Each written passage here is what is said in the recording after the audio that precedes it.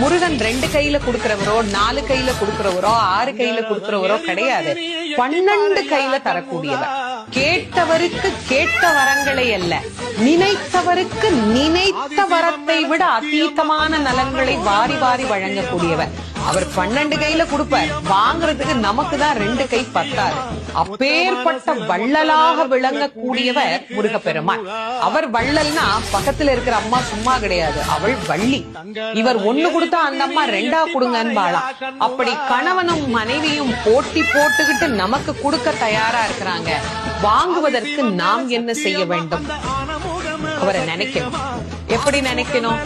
அரை நிமிஷமாவது நினைக்கணும். அரை நிமிஷம் எப்படி நினைக்கணும்? எனக்கு கொடுப்பாரு, எனக்கு கொடுப்பாரு, எனக்கு கொடுப்பாருன்னு நினைக்க கூடாது.